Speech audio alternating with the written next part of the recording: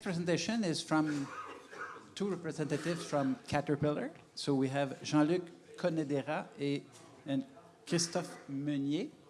So again, we'll try to stick to the schedule, 25 minutes, and thanks to be here with us. Okay, so I start because I'm the oldest. The agenda for today for us is PLM for engineering, for planning, for manufacturing, for training, and Christophe will talk a lot about, not a lot, but we'll talk about the next-gen assembly, what we call the next-gen assembly. So who we are, I'm Jean-Luc Conedera, more than 35 years in Caterpillar, so made some services, logistic, maintenance, planning, IT, and in the engineering side since 2017. And Christophe? It's written there. So we work together in IT for maybe 10 years. 10 years. Yeah, something like that. And we have different paths after that. So PLM for engineering. So for that, we use Six Sigma methodology. So I don't know if you know that, but it's just a box of tools. So we use that to define requirements for new and enhancement machine. We take data from marketing, from product support, customer. From that, we are able to define machine with goal and objectives, and we define percent of new content. This one gives a kind of power of the new machine we will build.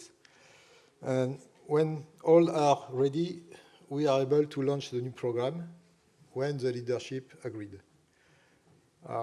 Caterpillar is an American company, a worldwide company, and we are working together at Grenoble. Along the years, Grenoble took the responsibility of 5 models. So we are at Grenoble engineering, designing our own products, but we also have a facility to assemble and machine products, and we machine 3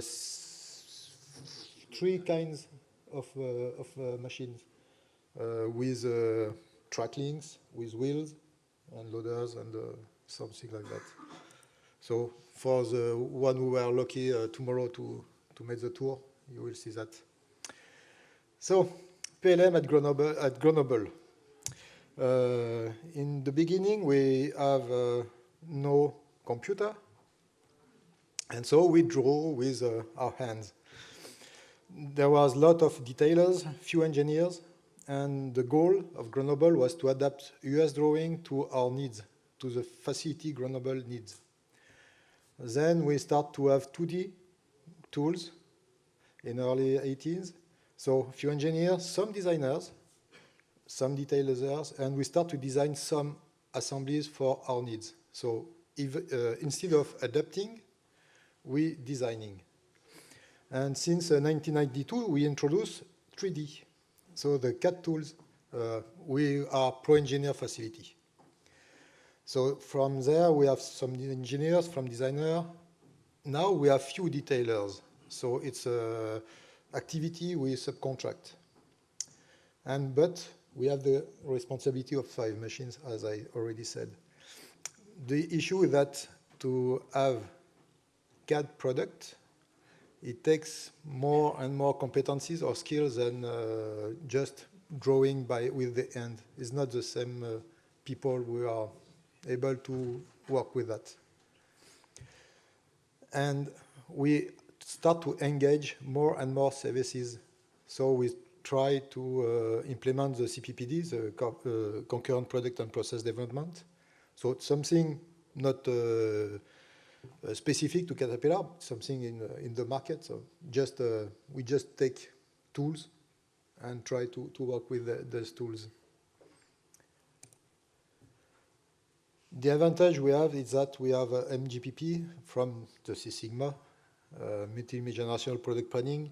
So we have a vision. What is important for us is to have a vision. So we know we not necessarily know where we want to go. The corp team in US know where they want to go. So it's important for us. So example, we start in 2D, we migrate to 3D, Now, in 2002, we implemented Team Center Engineering as database management. So we start to move from PDM to PLM, product data management to product lifecycle management. Just the start of the journey. In 2030, we want to have one team worldwide working together, which is not the case today. We start with 32 databases from Team Center, and currently we have 5 databases. The goal is to have 3 main databases. One is specific, so in the total we will have 4. So we use some tools, CPPD, as I already said. We use Creo, so the new pro engineer would say. So we were the biggest PTC customer at the beginning. So when we made the choice of Team Center Engineering, it was database management. It was at this time the best tool to fit our needs. But NX, migrate to NX was a too big effort for us. So we decided to keep PTC product. Problems, we have to made PTC product discussing with UGS at the time product, and they were competitor. So we have to get a new one, which is for on the line IPEM, which able to make a bridge between Creo and Team Center. Sorry. We implement Team Center visualization. So for manufacturing needs, we implement that very early, and we made a design review virtually, internally with other business unit and so on. Our architecture at Grenoble. So as I said, we start with CAD, Creo, integration package, just Caterpillar layers to have some specific stuff. We use Team Center Engineering, so we have to use a bridge between those both tools. We implemented visualization. So visualization for us is using lightweight model. So this is a kind of issue because Creo files are heavy. We use the GT format, which were light, and now we would like to have lighter than light. I don't know if we will be able to find it. So we call that PLM, and in fact it's PLM engineering. When we were able to work with those tools, we were able to make the database discussing with our ERP, which MAM for us. And so ERP talk with MES. MES, we were able to create a routing from the ERP to feed Team Center manufacturing. So there were several steps to achieve that, but now start to work pretty well. And so to feed the Team Center manufacturing, we need data. We need CAD data. So we have a synchronization between database from engineering and database from manufacturing. Also, from the manufacturing, we are able to feed the MES with the standard works. And this is the next-gen assembly. We think that we can achieve maybe a strong word, but we can do our PLM journey when everything will work correctly. We have a vision because each step is working, and the issue is to make them working together as we want, and we haven't finished yet. Caterpillar for planning. So planning is we have shop constraints. We need to anticipate the needs, the new goals, and we have new production environments.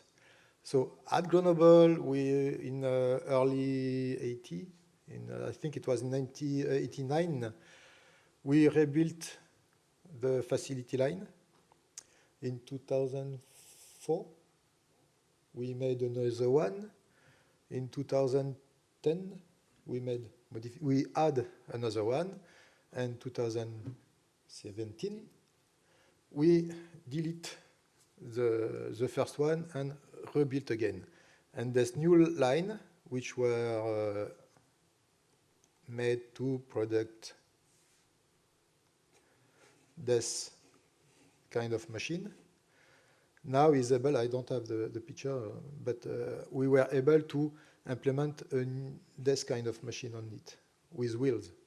So we know perfectly what is track link. This our model with wheels, which is new for us, on the same line. So planning. The tool we use for planning, so we use Creo, we use Team Center Engineering, we use the visualization. We start to use augmented reality. So, for example, a bigger machine than usual to go on the line, so we use that to be sure that the machine can go on the line. It's what you can see there, mainly in this one. I think I finished my stuff.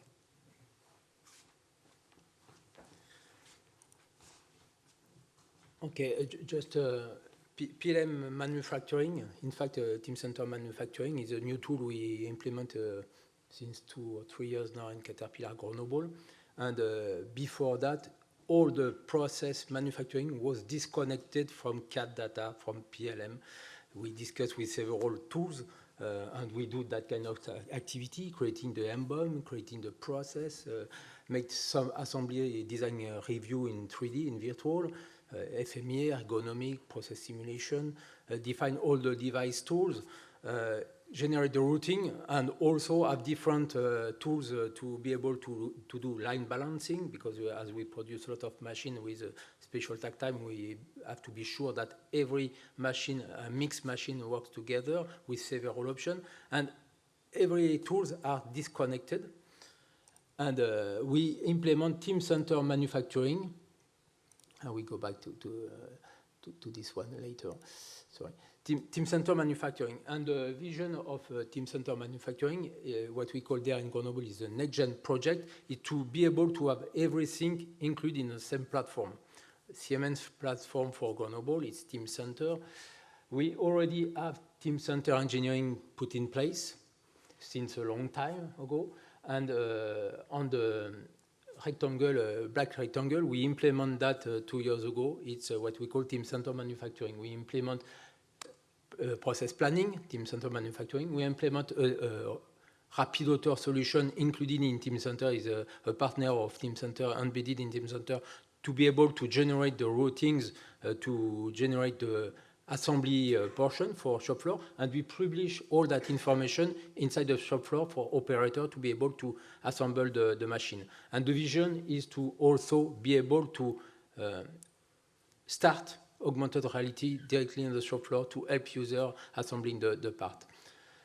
We have 3 other boxes. There on the 3 other boxes, we do what we call a POC, proof of concept there in Grenoble. We already do some layout with the NX designer. We already do plant simulation to be able to simulate all the line and optimize the line due to the complexity of what we are today. And the vision is to go to process simulation later to go ergonomics or whatever.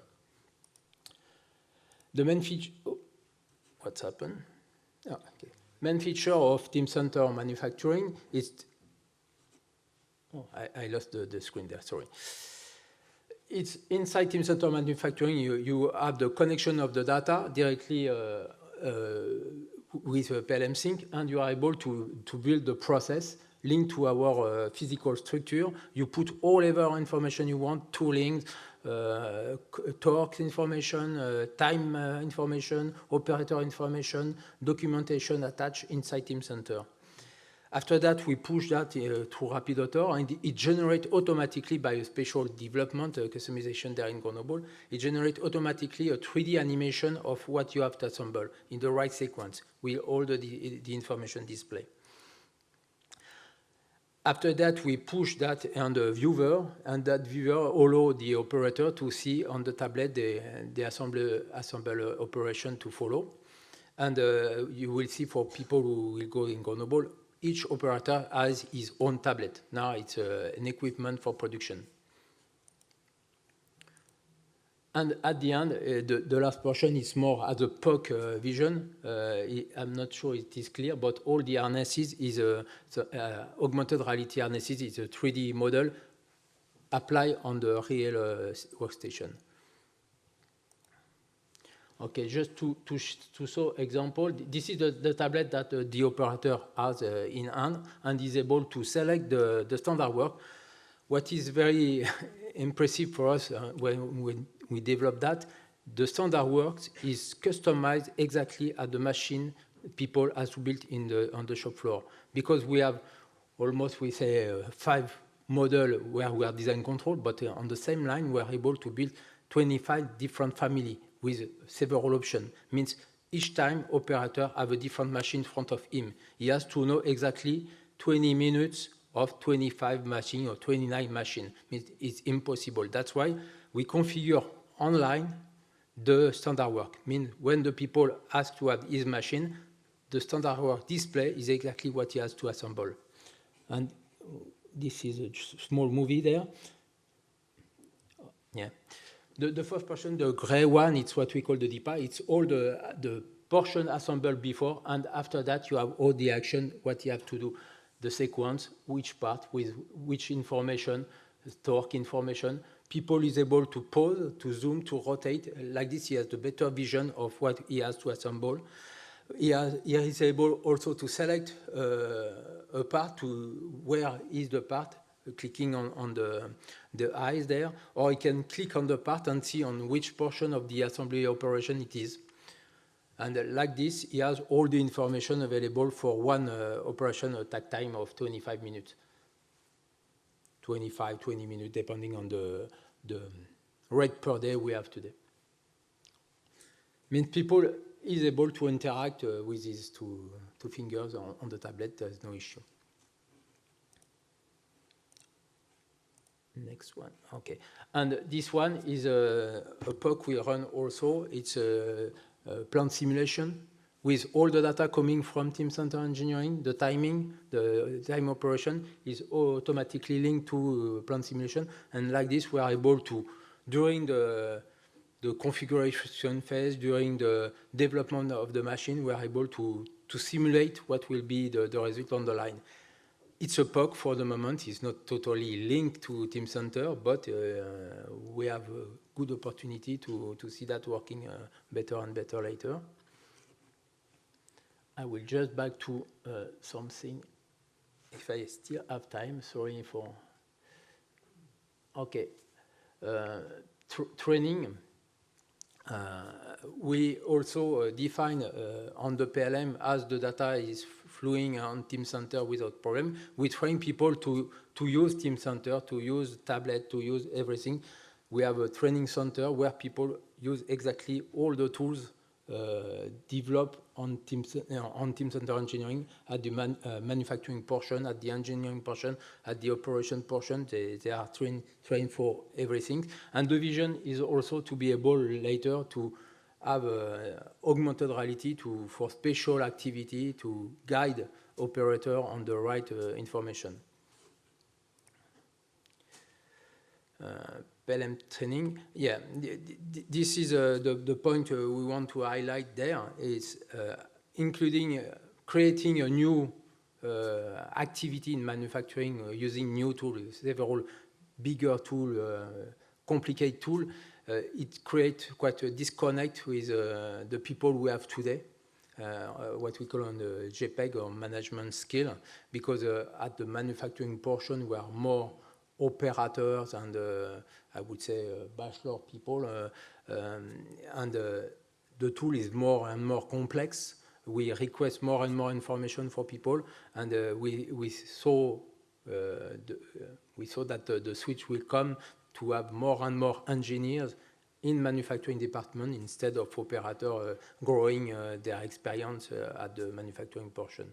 And this is really a key point we are looking today. It's the new people we are in a manufacturing department. And this is a key element, key point we have in mind when we think about new tools, new PLMs, things like this. The skill of people is growing a lot. And this was what we discovered 25 years ago with engineering, when we have only designer and detailer. Now we have only engineer and some designer, no more detailer. Means we request people to manage project, not to draw, to make drawing in Caterpillar. Means we have only engineer now at the engineering level. Just one point. C'est là. Ouais. C'est bon. Sorry. The move to classroom and trainer to e-learning. So for people who already are on site, it's something very difficult to learn by themselves. And so every tool we have, Office 335 for Office, Creo, anything is virtual, is on web, it's by ourselves. And so a lot of people don't make the training, so they are waiting someone to help them or to show them how to do things. So the level of usability of the different tools is going down, I think. We have more and more complex tools, more and more tools very easy to use when you know how to use it, but we don't know how to use it. So it's a kind of something we have to think and change, I think. That's all. If you have any questions. Yeah. Thank you very much. So, and we're good on time. So, questions?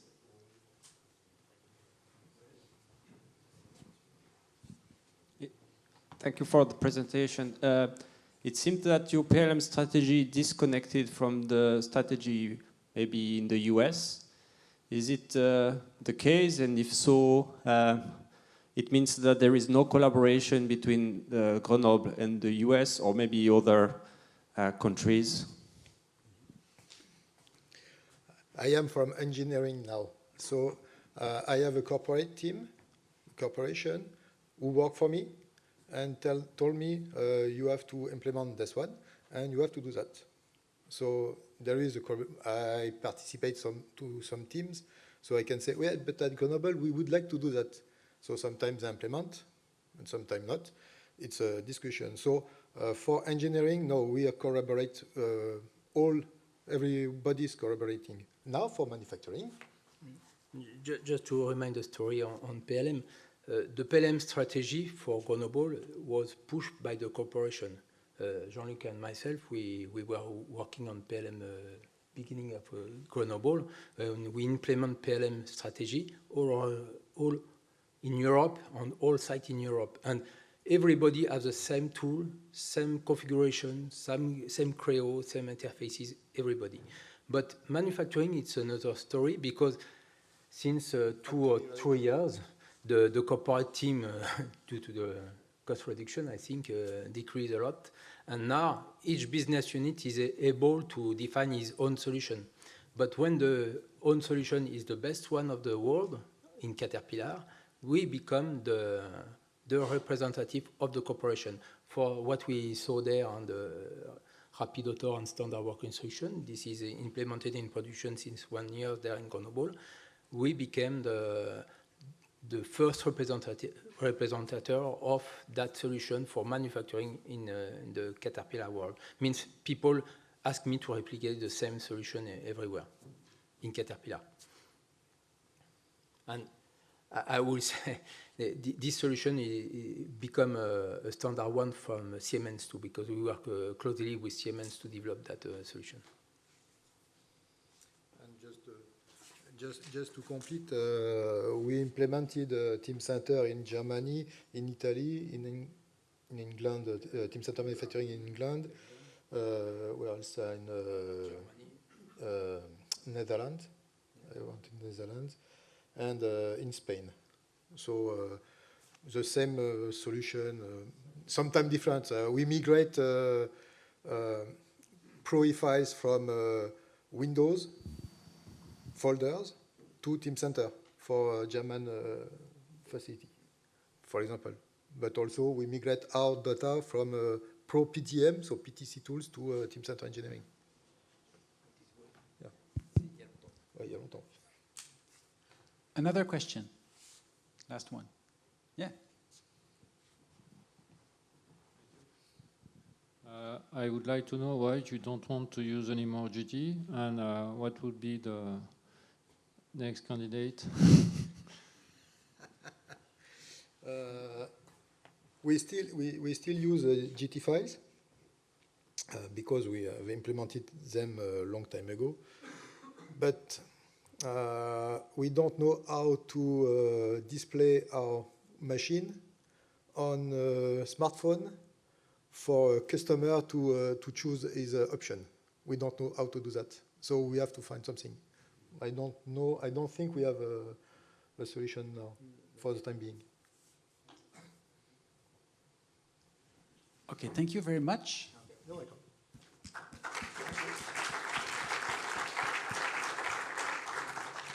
So we had two presentations at least with the customers using Teamcenter.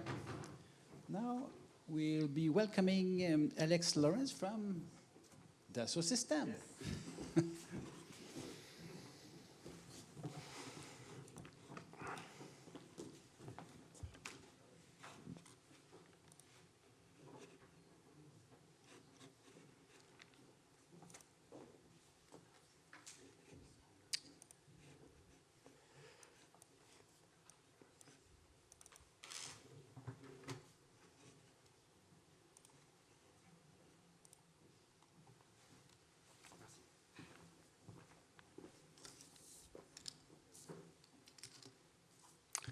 Okay, so hello everyone. So my name is Alex Lawrence. So I work for Dassault Systèmes as a strategy analyst for the CATIA brand. So I stand here today to present you our vision on how the industry that we're serving are shifting from PLM to cyber physical systems as a result of major transformations that are affecting the world we live in. So before moving on, some words on Dassault Systèmes. So I guess that there are some PLM experts in the room. So for this time, I don't have to say that no, we don't make planes at Dassault Systèmes because it's different for Dassault Aviation. So thank you for that. So Dassault Systèmes stands for the 3D Experience Company. So we have a huge installed base of customers all around the world that we serve through direct and indirect channels. We serve 11 industries, so although we come from originally from the aerospace and defense industry, we have now customers that do pretty everything, from nuclear plants to green farming even.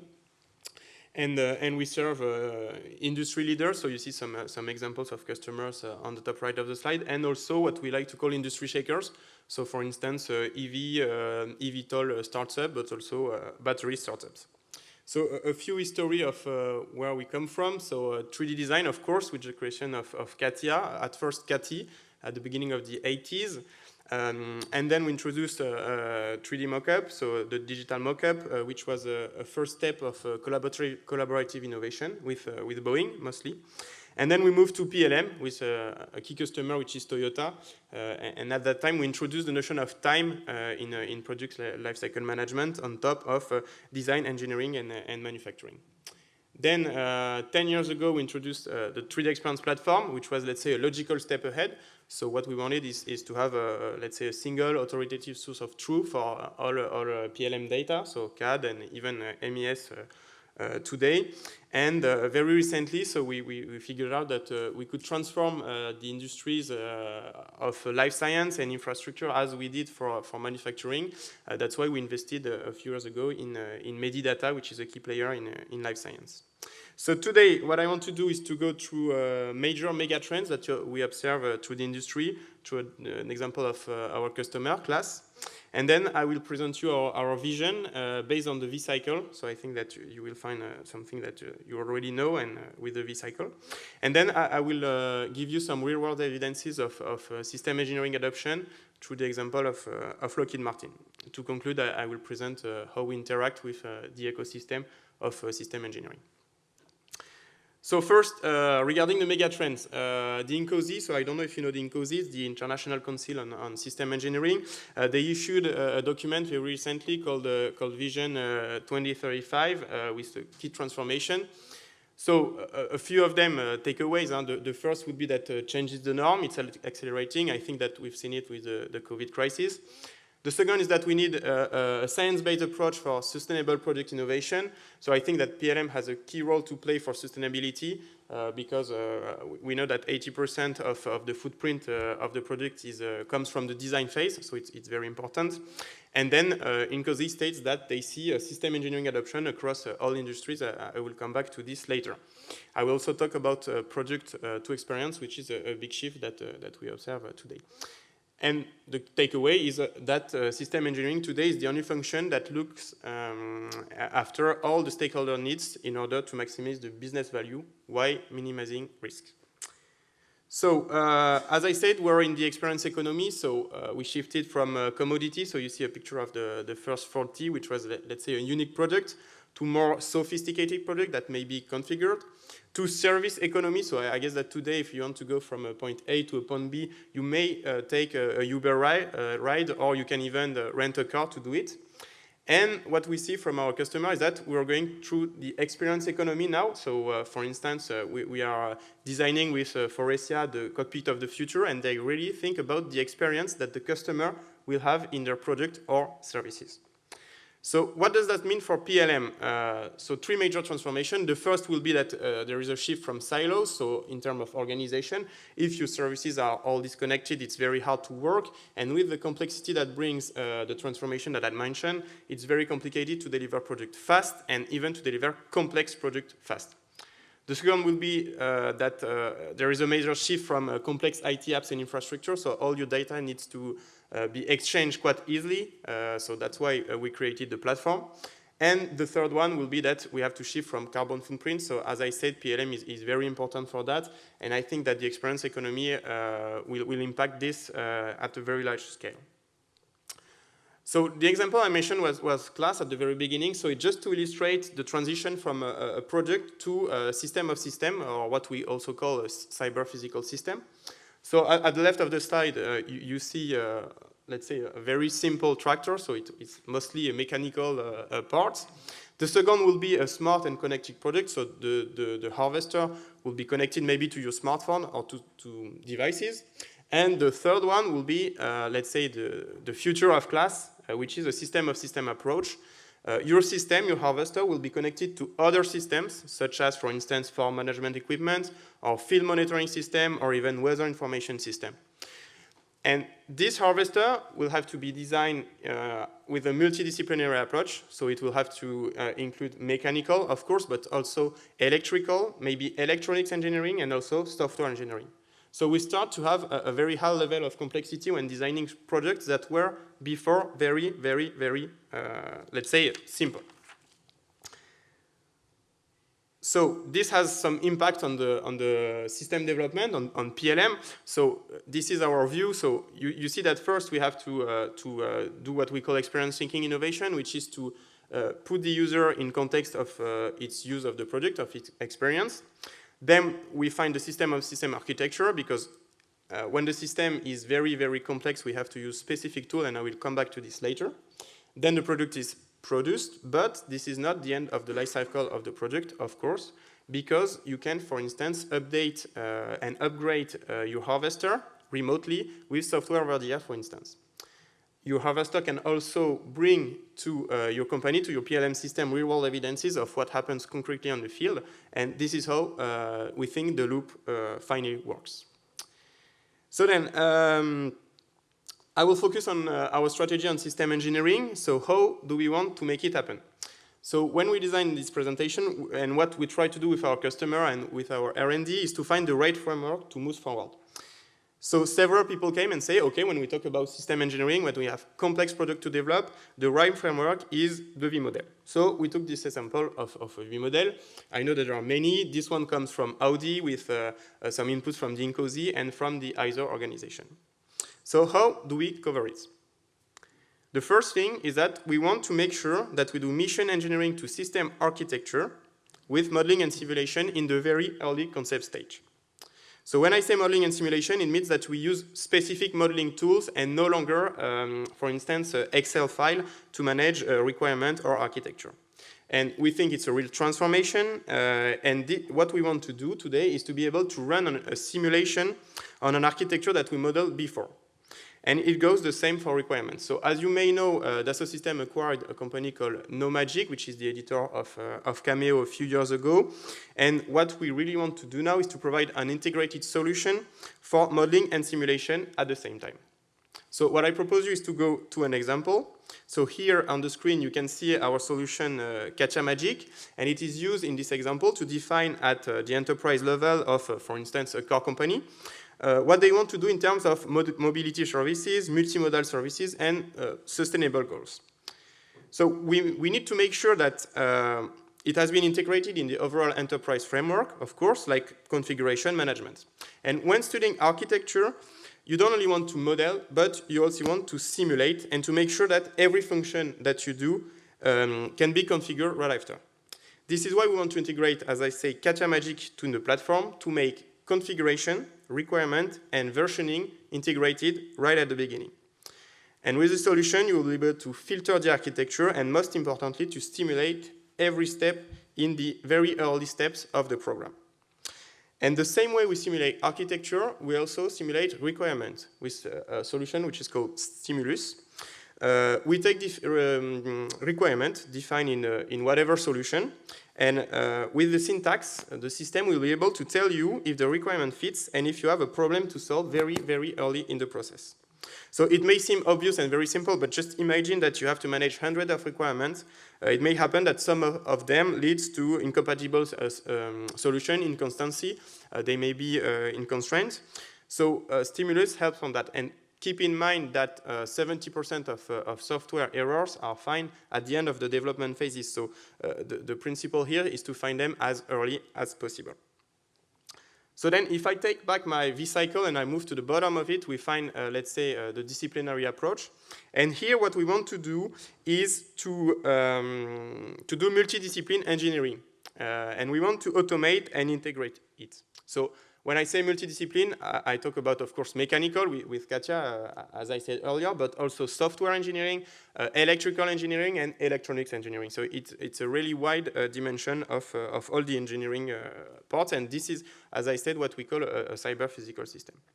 So let's take electrical as an example. So we want to cover the end-to-end process continuity to system architecture, to electronic and electrical architecture, in order to complete the electrical definition and manufacturing. So why do we want to do that? If you take, for instance, the harness of an airplane, which is something very complex to design, what we think is that we can automate the creation of the harness net diagrams, so it's the schematic in 2D, if we start for the system view. Once you get the definition in Katia Magic, you can easily allocate the architecture component to the current aircraft definition. And if you connect that to the 3D, you can really optimize and automate the generation of the net diagram, the wire diagram, and save a lot of time and mistakes. That's what we're doing today with the most advanced of our customers.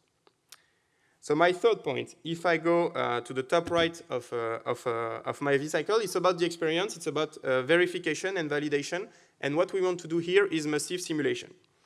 So let's take the example of autonomous driving. So we recently took a participation in a startup which is called AV Simulation. And what we do is that the same way we take the system approach to deliver.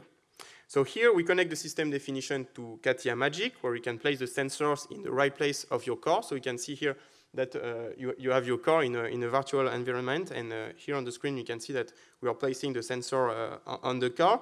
And with this, what we do is that we massively simulate billions of kilometers in the virtual world, and then we just analyze it, and with this we can find errors and maybe upgrade the product very early in the process. So this is why we want to connect NoMagic to these environments.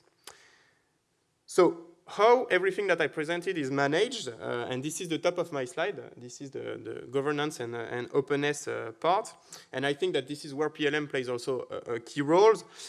We want to do it through an environment where all the program definition can be mastered, and this is, I think, at the heart of our platform.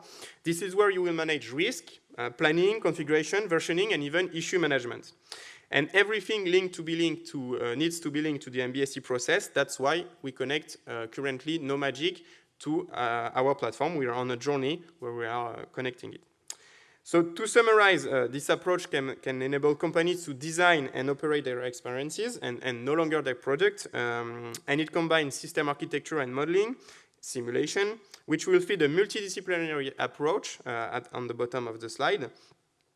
And it will feed the simulation at a very large scale. And all this is operated through our platform, which will ensure, let's say, optimal governance and openness with certification and traceability all around the life cycle of the product. So now let's go through some real-world evidence of the system engineering adoption. So there is a very interesting research paper which was published by the INCOSI, and I think it's the first detailed analysis on what MBSE can bring to companies and users. And these papers answer some key questions like what will it take for a company to go from a document-based requirement analysis to a model-based system approach. And so here, of course, we're talking about submarines. So the complexity of the model is really, really huge. There are a lot of subsystems, of sub-elements, but to imagine the complexity, just imagine how everything is linked. It's very huge. And the savings that they observe with this study are quite amazing. So they did millions of dollars of saving with high return on investment. So for one investing, you have $3.5. So I'm not telling that, it's the study. And what I want to add on this is that Lockheed Martin also adopted this approach in the context of a digital thread. So they wanted to do end-to-end development, and model-based system engineering is part of their strategy. So I talk about this example in the defense industry, but as I said earlier, complex systems are emerging everywhere. So I've talked about farming, but it's also the case from mobility. And we have a key customer, which is Renault, which is, let's say, a traditional customer of CATIA for more than 40 years. And they recently decided to go with NoMagic because they want to do autonomous driving with their future cars and to manage their requirement and their system architecture, that they chose NoMagic. So from that strategic 4 points, and I will conclude on this, if we want to achieve the vision that I presented, we have to actively participate in the standard co-creation and adoption. And this is why we're participating in various consortium and research organizations. So you see here the OMG, the INCOSI, of course, the Modelica Association, AutoSAR, and we are, I think, very active on this topic because we want to co-define the standards of tomorrow. So to conclude, I will invite you to join the conversation on our community, so you can download our app and go on the platform. We have some discussion spaces where you can interact with all our system experts. And I thank you for your attention. So it's the end. Thank you.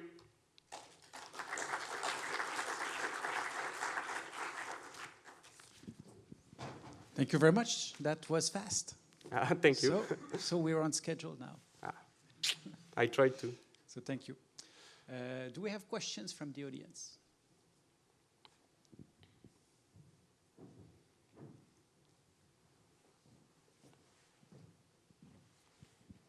Thank you for your presentation. A lot of people are considering agile product development as a way to go for the future. How do you see that integrated and supported for the future? Do you have a way forward on this? Thank you. So I think that's a very good question. And to come back on the V-cycle, I don't think that the two principles are totally antagonists, because what we want to do with the V-cycle is really to have some very close loops. And that's why I presented, when I presented the loop, it comes also from the V-cycle. And what I mean by that is that our approach on system engineering is to also consider that we can have very close loop, and I think that this is tightly linked to what you just mentioned.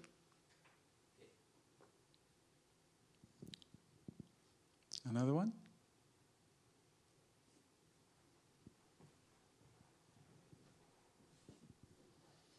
In your portfolio, you suggest to use Kata Magic to start your new product development process. Is it right?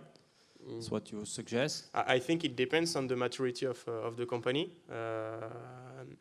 If you have very complex systems to design, yes, of course, I would recommend to use Kata Magic. Yeah. So how marketing, legal departments, operation will use these tools because they need to learn a new language that is maybe acceptable by the R&D department, but what about the other functions? Yeah. How do they collaborate? I think indeed it's a key topic, and I think that I saw a paper or study of one of you that studied how to interact with system engineering, and I think it's a key topic. That's also why we're working with the environment. We're also working with schools to, let's say, teach and try to make system engineering the more to make it aware and to make people aware of it. And yes, I think it's complicated to if you take for example a marketing guy to learn CSML or such languages. I think it's pretty hard. But I think that at the end of the day, this is just the expression of system engineering. This is just modeling languages. And I think that if you have some system engineering experts, they can easily, let's say, I won't say translate, but they can express what they get from other people in the company in the system engineering languages. Just maybe to give an example, I work in the medical domain with a company, and they adopted CSML and they started to have design review, cross-functional design review, of course. So there was people from the medical domain. They are experts in development of a drug, so they don't care about CSML, they don't talk CSML. So it's pretty hard to have a design review when people don't share the same language, I think. But yeah, I fully agree.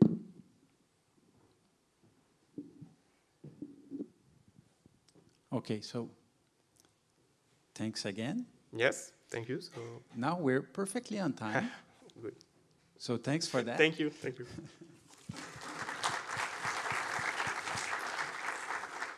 So we're reaching the discussion period. So Lionel, you'll be managing that. So we have 25 minutes and then we'll run to the buses.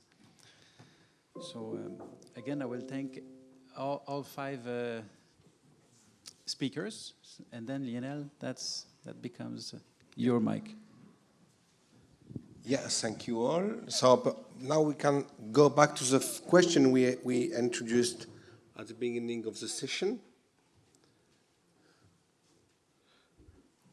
And okay, we don't have a lot of time, but perhaps we can exchange on that. So, or if all the presenters, so from Caterpillar or Poma and Petzler, I think he left. And the system, if you can come here with me and to stand up here, and we can try to answer the first question, perhaps 1 or 2 minutes each one. So come here to answer or to answer the question. Where is normally we 5. So we have seen a lot of presentation, and in many of this presentation, we have seen that you have started to design and manufacture systems without any digital software. Caterpillar talked about before the 80s we were drawing on the table system. So for you, if now an industry would like to start developing and implementing PLM, what could be the main first or the main 2 advices you can give to them? 2 minutes each one.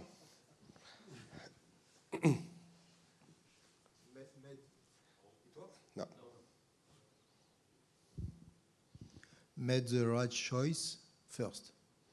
Choice So of think of what you will have to use, where you want to go, and define exactly your needs to get the right software. For me, it's based on software, so you have the right one to avoid transformation and so on, migration.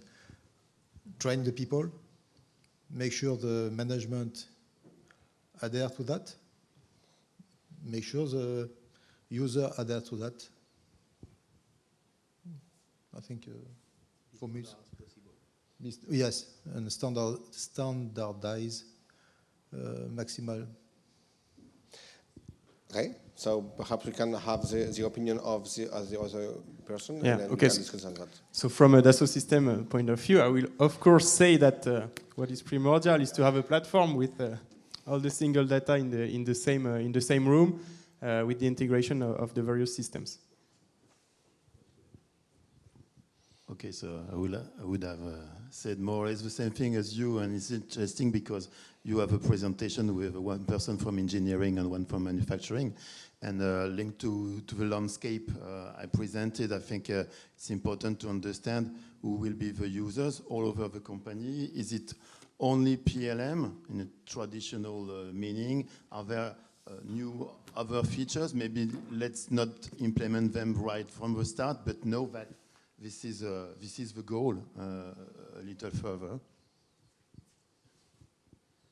Yes, I would say be open. Don't try to replicate in the PLM the way you worked before. Use the benefit of the PLM maybe to simplify some processes. And maybe have in mind where you want to go, but try to go step by step, not too fast. Okay, any remarks on those answers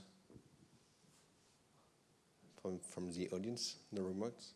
And when you are saying that you have to train people and to train the organization while choosing the software, is that something you have honestly done, or you have been pushed by the technology in your industry? Honestly speaking, As I said, did you really train and organize or change and train your organizations with respect to the development of the tool, and vice versa, to develop the tool to respect your organization, which normally has to lead the processes?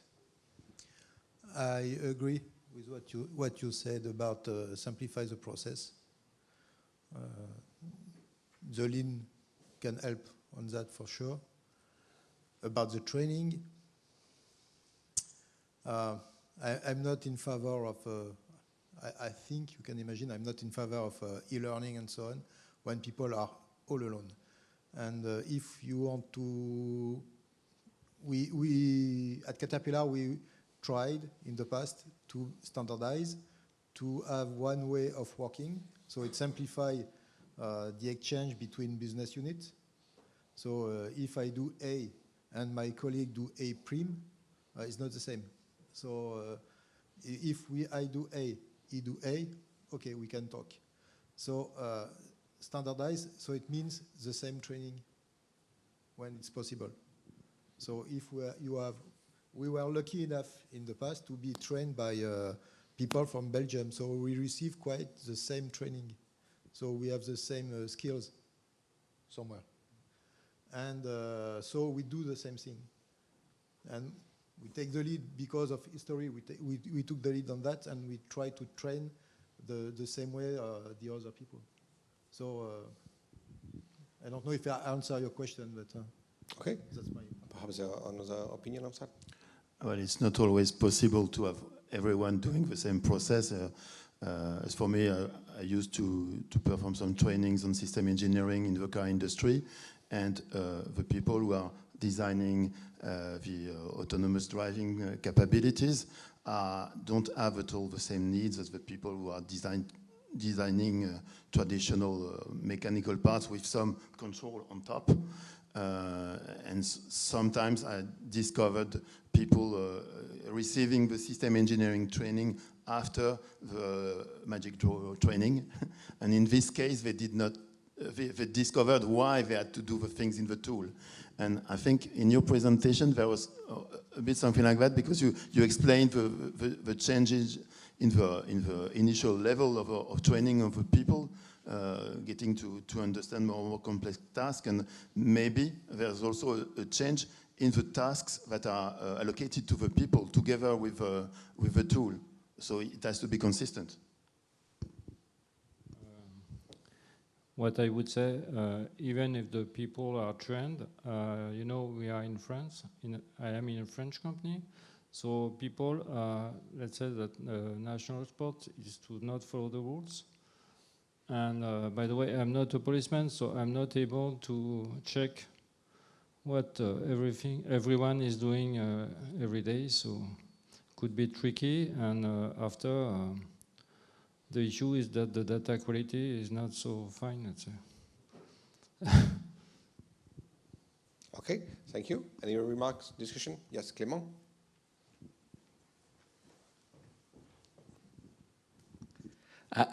Myself, I was thinking about this. I say, my advice to businesses that are starting would be to make sure they have top-level expertise in the house, so that they can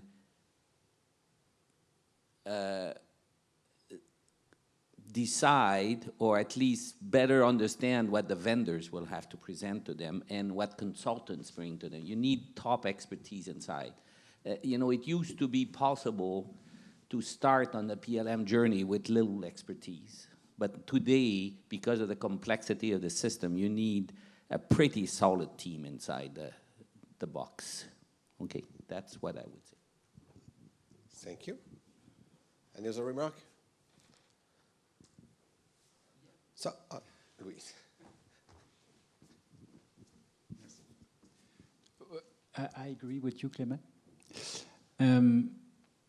What is fantastic from what we heard today is, I would say, the very big gap between what industrial representatives say they've been experiencing, especially I'm thinking about what you said about your nightmare of CAD transfer. It is so far from the vision delivered by the Dassault representative. I'm amazed. Yeah, I'm also a little bit confused about those several presentations. So perhaps we can switch to the other question, which is how to achieve digital sobriety in the future. I am quite disappointed when I have seen the slide from Dassault System speaking about the farm industry and agriculture, and you go. It's a question? Okay. Coming from an agriculture which is alone in its tractor in the value of harvesting things to feed his family, and just in the other quarter of the slide to a large cyber physical system which is going to lead all the agricultural activity. And how do you think it could go forward? What could be the next step of this evolution to respect also the sobriety we need so far with respect to digital sobriety or environmental sobriety or people sobriety? So what do you think about that?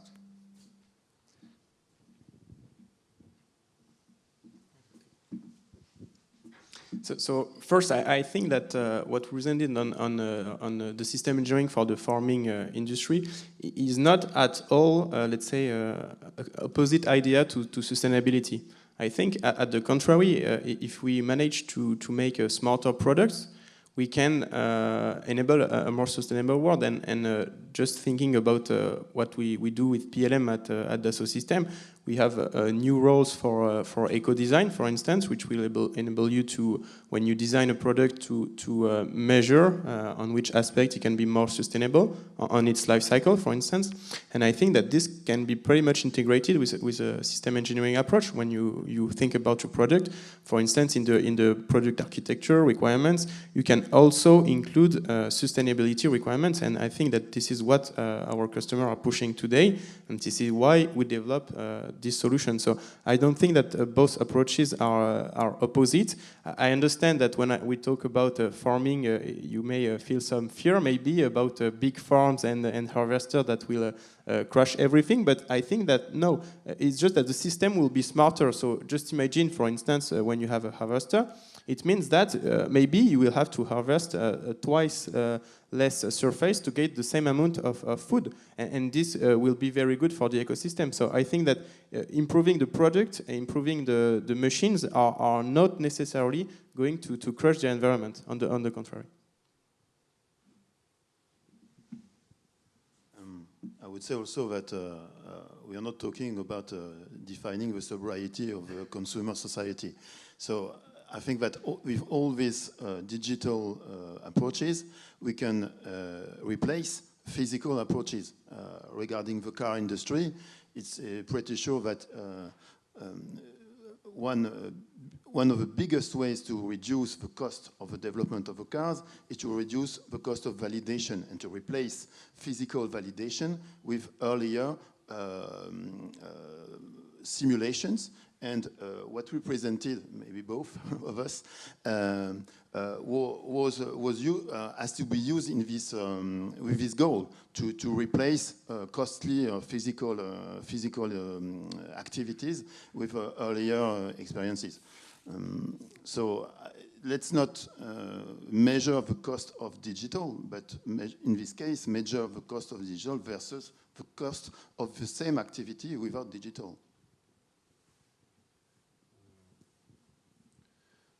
At the moment, in my company, regarding the PLM activity, there is no sobriety at all, because we store more and more data and exchange more and more data. Even if there is currently a brainstorming in the company from top to bottom about this kind of topics, and it's funny or not funny, but last week I got an email asking me how many or how much data of which kind do you store, what is the electrical consumption, and even if I would know how to measure it, I don't have the time to do it, and it's even worse because I don't know how to measure it.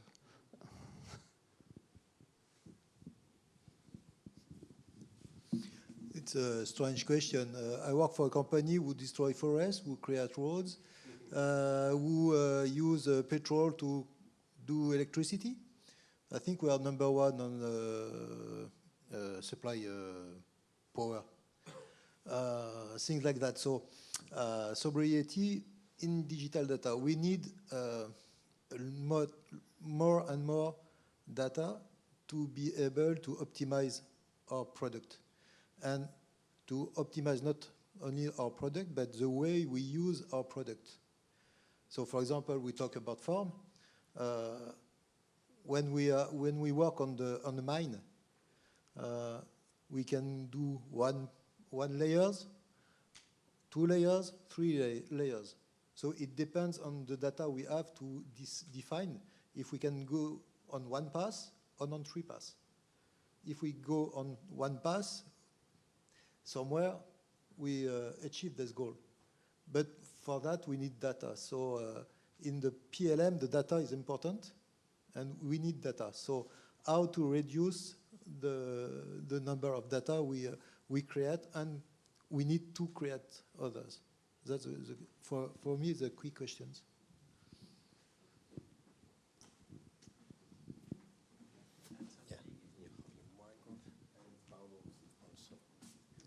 Well, I wonder if maybe we ask the the wrong question. Maybe the question is not how to achieve.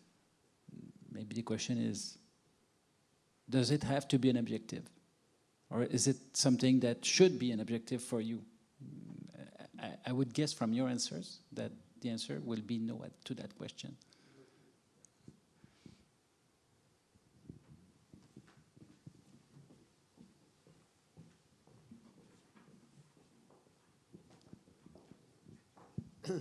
You know, you are among friends, so I propose this little game. The game is not fair because there are 4 end user, manufacturer, and only 1 software provider.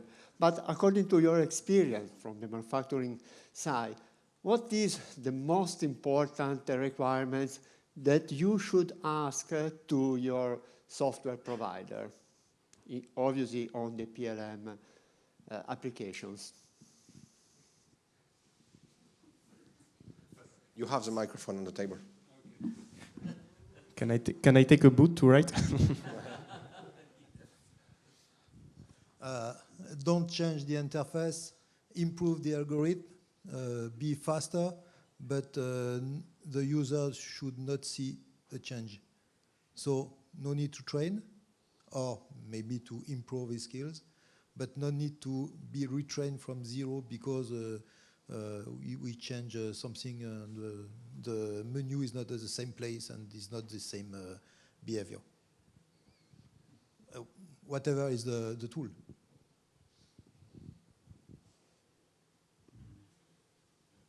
taking notes for you.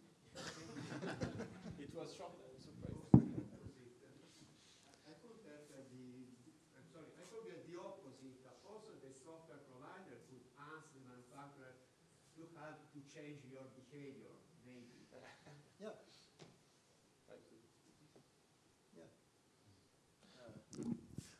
In my experience, when the CAD provider come and say, to do this feature, you now need 3 clicks instead of 10, he says, you win something.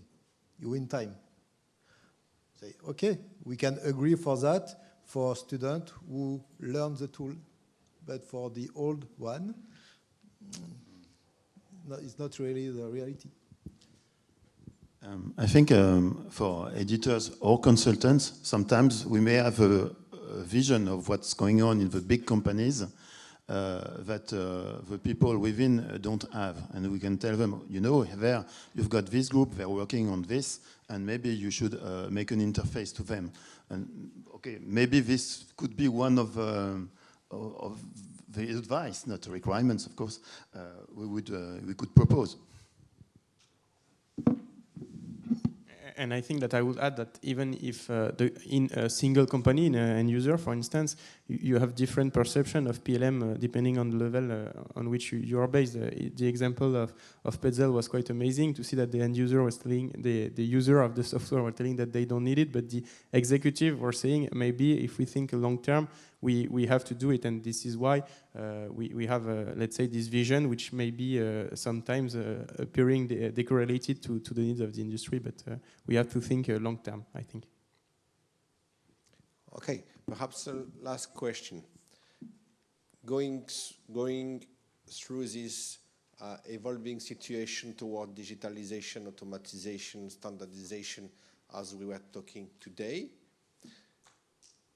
in your opinion, is there one risk to follow this evolution in the next future, in the 10 future years? Or no?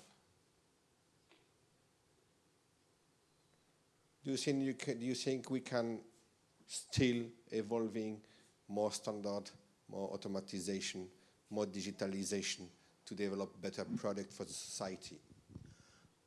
I said that for PLM we have a vision.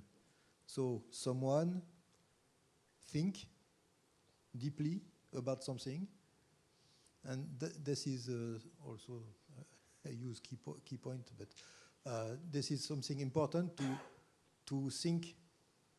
So when you follow standards, you not necessarily think, because if you think and say I can do differently, you have to prove that you can do it differently.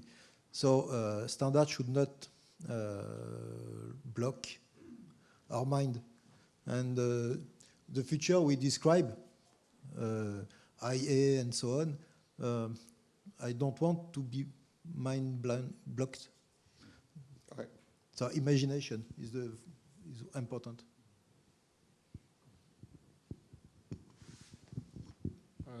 I think it's not a matter of automatization, but more about an approach and a tool to help the designer. Even if you help the designer, there is always people designing. So I don't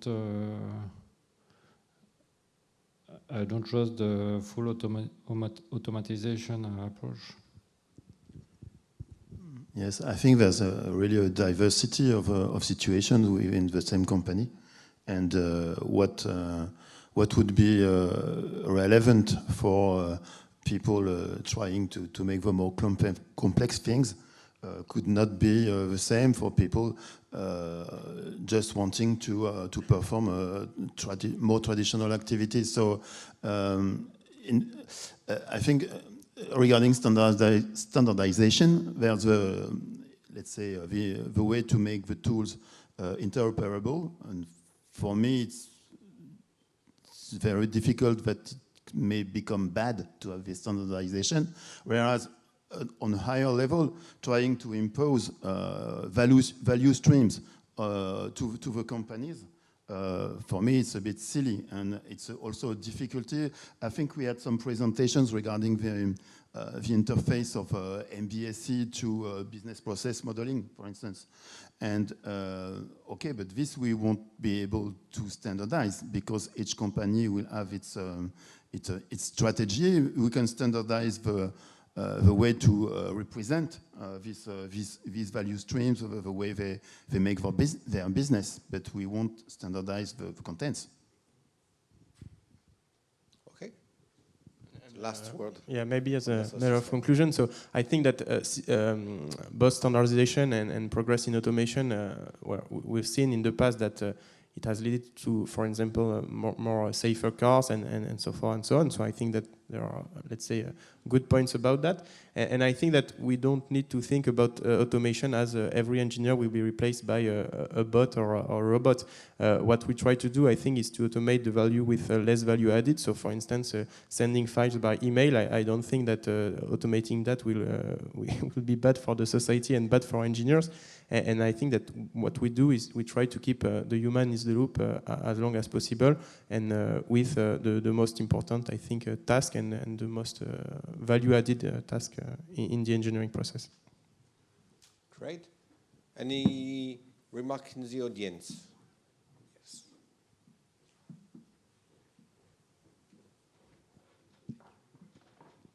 Hello, thank you for all the interventions. Maybe one comment for some more long-term perspective. When we discuss PLM life cycle, it's mainly in what you do, because it's the reality, the beginning of life of the product, but very little for the middle of life, the usage, and end of life, the decommissioning and the assembly. So I'm a bit surprised that in the more long term, you only think of integration in the beginning of life and not in the extension of the current PLM solutions in the middle and end of life. Any answer? So maybe yes. So it's a very good point, and we are working hard on recycling. We have some ongoing project with, for example, home goods, with, for example, a dishwasher, and we have with Katia some let's say key issues. How do we want to make the future let's say devices of tomorrow recyclable, and how do we extend the life cycle of a product, because now, and this is a very good point, I think the life cycle doesn't end at the end of the factory, and it will really end when the product will be down, and the idea is to make this product down as maybe late as possible in the process, with the replacement of parts in the product, for instance, and extend the life cycle. I've talked in my presentation about software over the years for the cars, for instance. I think that this is also this notion of extending PLM to the end of the production, and making, let's say, the product alive for years and for as long as possible in order to be maybe sustainable or to achieve other goals. Yes, recently I had a presentation on decarbonization methods, and I discovered that there was another tool with life cycle in its name, it's life cycle analysis, and I think that for decarbonization, and I think that this will become quite necessary, and you theoretically also system engineering is addressing all the system life cycle, but it's true that it's more focused on the early stages, but I think that with this life cycle analysis approaches, it will be mandatory to go further. From, I would say, Caterpillar point of view, PLM is start at the engineering level. So in PLM, you have life cycle, so from birth to dead. We do not have PLM implies on the dead, but most of our parts are remanufacturable, and some, not all, not most, but some parts are remanufactured. So it's something we have in mind, but it's not implemented. That's what I want to say. But it's a very good point. Regarding Caterpillar and the PLM, if I look at my one of the companies of my group, Snow Groomer, now they just designed some snow groomer and also hydrogen powered snow groomer. So I'm wondering if with the PLM you could not switch to engines and hydrogen engines. Maybe. Well, it's not the point, but we are starting electrification. Yes. Yeah. So PLM could help you to go fast the process. PLM is used to define, yes, the path we will take. Okay. And to demonstrate the performance, I guess, well, the environmental performance, or at least through the connection to MBSE. Let's see in the next PLM conference if we have results on that. Okay, I think we are good in time, so thank you very much again for the panelists. Thank you for the audience. We can give applause for all those guys. And so, Frédéric, 6:30 in front of the main entrance to take the bus, right? So, thank you.